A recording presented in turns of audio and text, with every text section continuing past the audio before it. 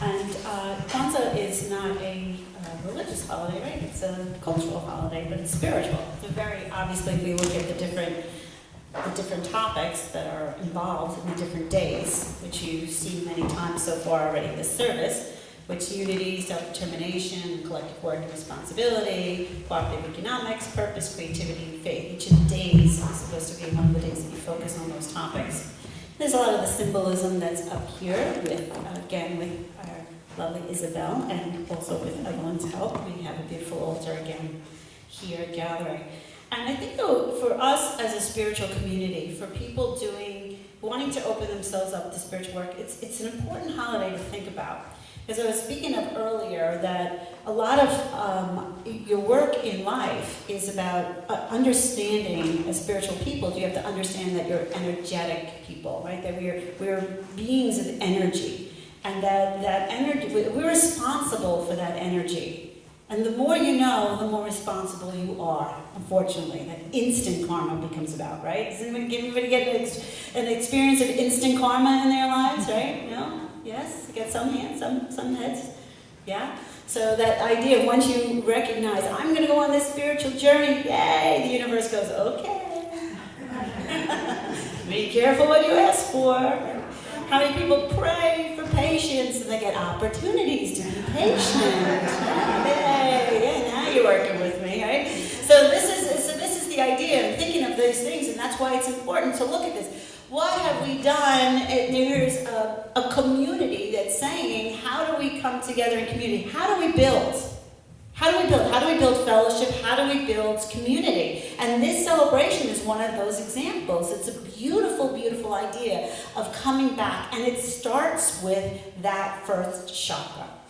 Our first chakra is our roots, right? Where are our roots? I know for me personally that when I started on the spiritual journey, being first generation, Irish American, Irish Catholic, and, for me, the whole thing of feeling this call to just be a part of the community and being part of something bigger than myself. I used to play Mass when I was a kid. Who does that? I don't know. Somebody was leading me to this spot, but obviously that's not acceptable. Doesn't fit me. JoAnn can relate in a different way, but still, it doesn't fit me, but yet it is me. So where do I go? And spirituality teaches you to go deeper. It doesn't say go out there. It says come back in here into a deeper place within yourself. And so I did, and I went deeper inside myself, but I needed to find something in roots, right? Because the connection to the earth.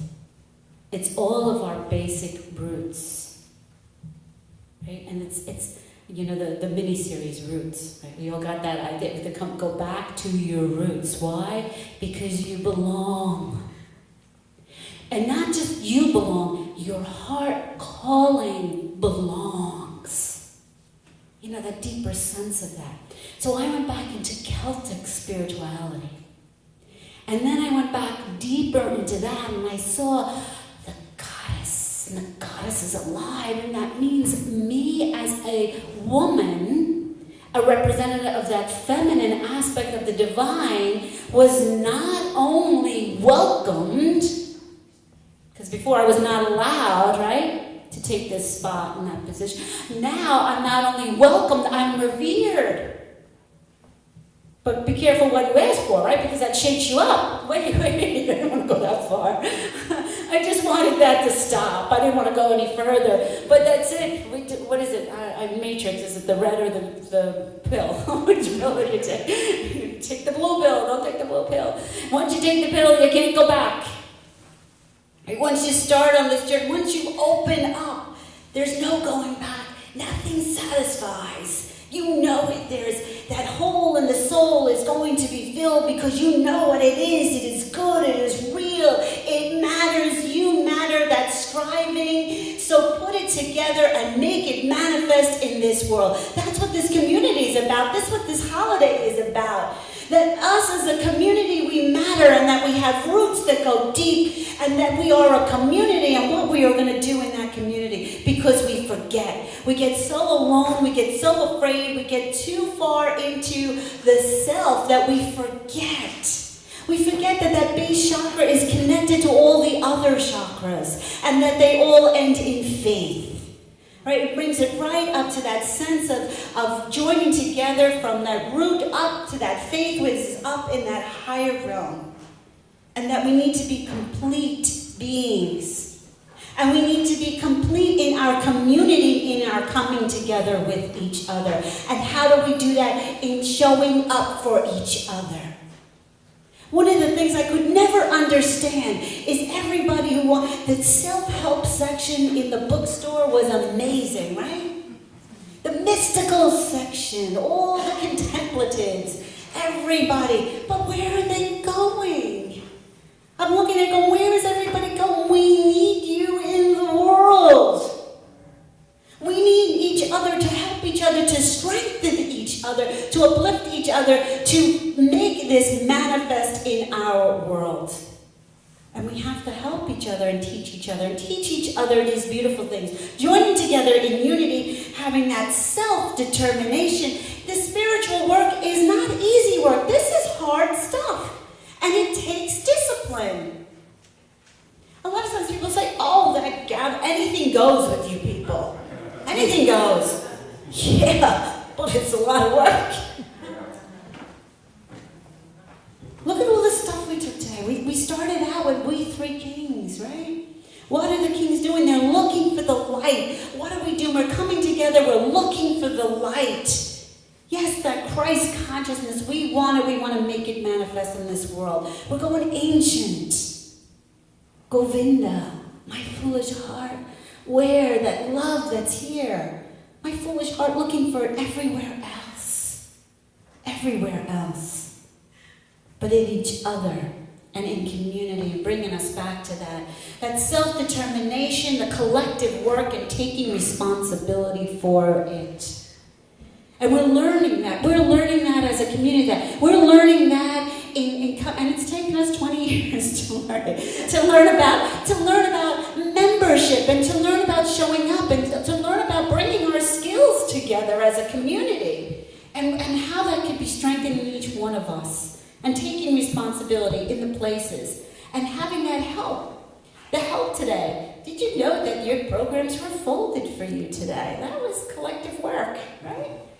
Not only the altar's made and this put up and everything's set up and things moved out of the way, and you're going to have some nice coffee and tea and all that was set up and being set up for us, this collective work that comes together.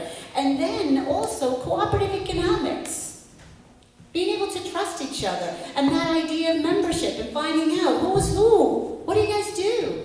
It'd be nice to have somebody who does something here that can use their skills and talents. You feel more comfortable with them in the world. Let's help each other. And let's have a purpose. We have a collective purpose in that. You know, a lot of times, what's my purpose? Well, when you come together in community, you figure it out. Why? Because everyone has that unique place.